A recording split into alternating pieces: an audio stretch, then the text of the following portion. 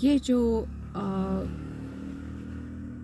Technology की दुनिया है वो बड़ी मज़ेदार और बड़ी भ्रम में रखने वाली है, टिकती ही नहीं। हर 10 साल बाद टेक्नोलॉजी चेंज, हर 5 साल बाद बबल बर्स्ट। किसी ज़माने में जावा होता था, फिर C++ आया, फिर ये आया, फिर वो आया, ये सब जंपिंग जैक्स और एक इंसान है ना, वो भागता रहता है 5 साल बाद, उई टेक्नोलॉजी भी आया, अब मुझे ये अपग्रेड करना पड़ेगा अपने आप को। अच्छा, अब ये आ गया, अब फिर से अपग्रेड करना पड़ेगा, तो वो ना टिकने नहीं देता, आपको स्टेबिलिटी नहीं है। और उसके बीच में कमाइयाँ भी होते हैं, कोर्सेज भी होते हैं online, and certificate courses, online courses, ये कोर्सेज सब तक होते होते फिर कुछ साल और बीते तो फिर नया कुछ आ जाता है। सो ये टपूसियाँ मारते रहते हैं टेक्नोलॉजी वर्ल्ड।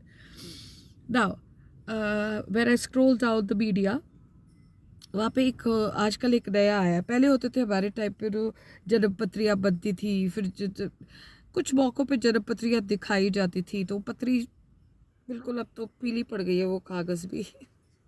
तो अब आ गया एस्ट्रोटॉक्स। भी एक्स्ट्रा टॉक में कुछ पैसे देके वो आपको, जो आप जो पूछोगे वो बताएगा।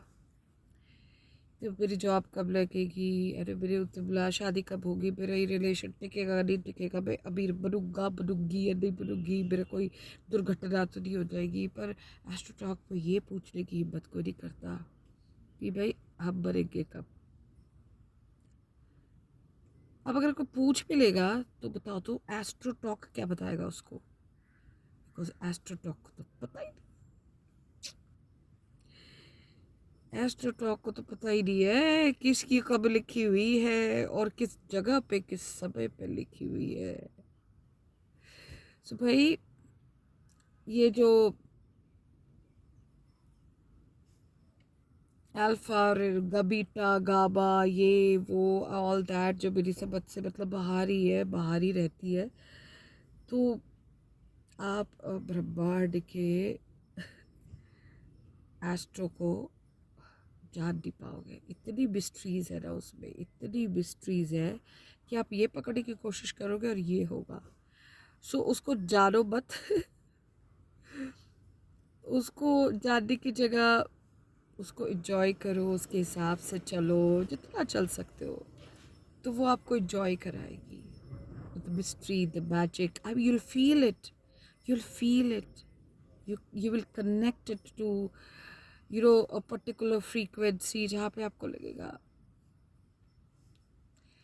तो कई चीज़ें लाइफ में क्या होती है, you don't have to really enter into that domain to know कि वो क्यों कहाँ कैसे हुआ है।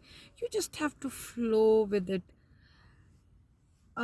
admit that there is something beautiful, something very very powerful, और हम सब उसकी छत्र छाया में है। जब आप उसको एडमिट कर दोगे ना, तो उसको बोलते हैं सरेंडर।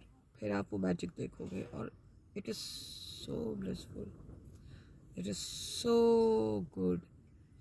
बिकॉज जब आप रिसर्च करना, जजमेंट करना कब कर दोगे लाइफ में, तो आप इंजॉय करना शुरू करोगे, बिकॉज वो मैजिक आपको हर जगह इंजॉय कराएगा। लेकिन आप घुस घुस के उसको अगर रिसर्च और जजमेंट करोगे, तो फिर आप भमेरी की तरह घूम जाओगे, because that is so powerful, so very powerful then the human reach.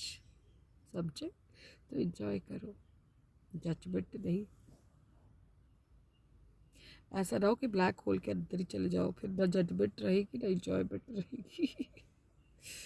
So there is much more powerful than what we think we are.